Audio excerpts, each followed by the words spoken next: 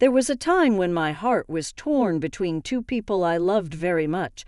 I remember standing in my garden, the sunlight reflecting off the leaves, and remembering how I fought for peace in my home, how I fought not only for my family, but also for a sense of balance and comfort. Life has a way of tangling itself into unexpected knots, and the more I tried to untangle those threads, the more they became entwined. I was only 48 years old and thought I knew how to navigate the waters of love and family, but I didn't anticipate how tumultuous things would turn out to be. My son-in-law, Marcello, was the first to appear in my daughter's life, and his presence became a storm. He spoke sharp words, smiled stubbornly, and had an energy that was hard to resist. I didn't want to admit it, but sometimes the very thought of his power scared me. Not because he was unkind, he could be sweet when he wanted to be, but because he demanded a place in my heart that was already reserved for someone else.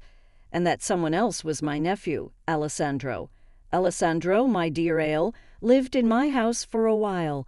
He was only 23 years old, still young enough to have his dreams painted in bright colors, but already old enough to feel the bitterness of life. I loved him like a native son, looked after him when my sister died, and gave him a place to call home. Ale knew how to smile. The corners of his lips lifted as if he knew a secret no one else could fathom, and it filled my heart with a warmth that Marcello would never understand. There were days when I noticed that Marcello looked at Ale, not with hatred, but with something deeper, with a possessive longing that turned to jealousy. It was as if Marcello sensed that my affections were divided. When Marcello visited me, he made sure that every smile I gave to Ale was as intense as a line drawn in the sand. He diverted my attention, demanding, albeit silently, that I focus only on him and my daughter. I remember one afternoon the three of us gathered in the living room. Ale was telling a story from his childhood, his voice animated, his eyes glistening with nostalgia. I laughed, that laugh that comes from deep within, and Marcello's expression darkened. He shifted in his seat, his jaw clenched, and I felt his gaze on me, as if he silently wished I would stop. It was as if the room shrank and the air became heavy, laden with Marcello's unspoken jealousy. I tried to ignore it, tried to keep the conversation light, but the tension was palpable, and I could see Ale's smile fade, the joy in his eyes fade as he sensed the change in the atmosphere. One summer evening the situation reached a breaking point. Marcello came in to take his forgotten jacket away, but Ale was nearby, sitting with me by the pool and laughing at some silly thing I had said. Marcello's expression darkened at the sight of us, and I watched the storm brewing in his eyes. I could feel his unspoken question. Why would I want Ale's laughter when he could offer his own? I knew the answer, but saying it would hurt them both. Ale was my link to a part of myself that I had long ago lost a gentler time, a time before responsibility consumed me whole. Marcello was the fire, the force that pushed me forward and reminded me that I still had life. They were different sides of me, and I couldn't choose one without destroying something vital inside of me. Marcello walked over and stood on the edge of the pool, his shadow covering us. He cleared his throat, and Ale looked up, his smile fading slightly, replaced by a look I could only describe as wary. "I decided to bring your jacket," Marcello said, his voice becoming harsh and his eyes lingering on me as if waiting for an explanation. I thanked him, a tenderness in my voice that I hoped would ease the tension.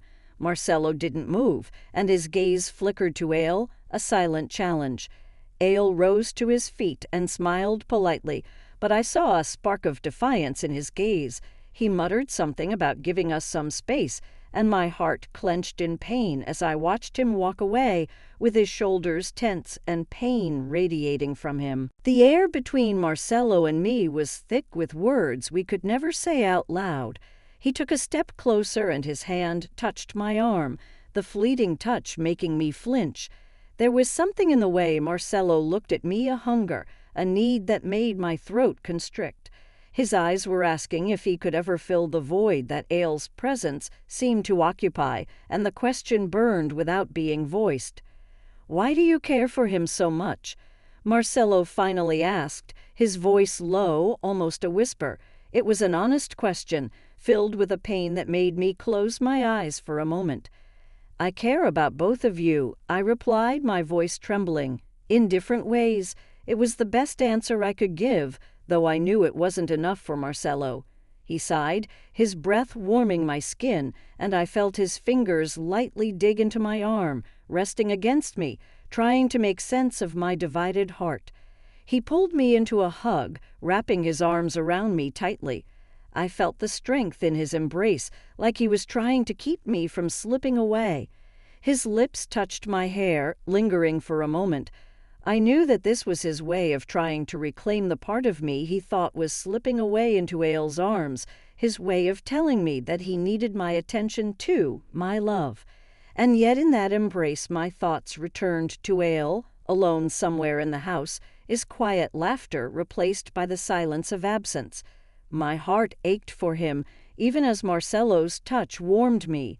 This was my struggle, the source of my sleepless nights, how to love them both without losing either of them.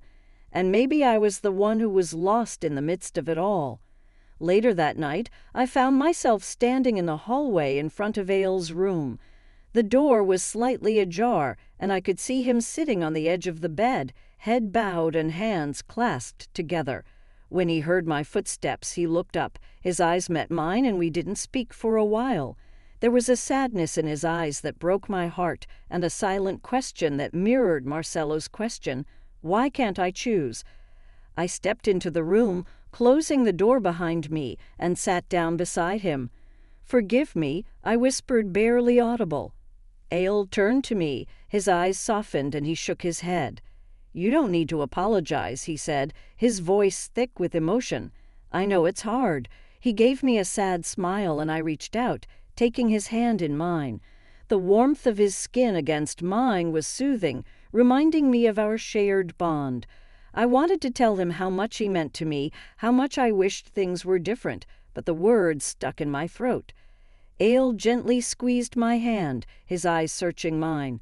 "I just don't want to lose you," he admitted, his voice cracking slightly.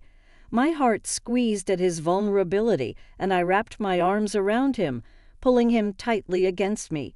He rested his head on my shoulder, and I felt the tension slowly leave his body, replaced by a sense of acceptance. In that moment, I realized that maybe I wouldn't have to choose. Maybe I could find a way to love them, both the way each of them needed to be loved. The next morning Marcello returned, his demeanor softer and his gaze less wary. He seemed to sense that there had been a shift in me, that I had gained resolve. He didn't ask me any more questions, and I didn't offer any more explanations. Instead, we spent a quiet moment in the kitchen, the sunlight streaming through the window, casting everything in a golden glow. He reached for my hand, and I let him, feeling a sense of peace descend on me. It wasn't perfect or easy, but it was enough. I knew there would be more storms, more moments of tension and jealousy, but I also knew I was strong enough to withstand them. I had found a way to hold both Marcello and Ael in my heart without losing myself, and for the moment, that was all I needed.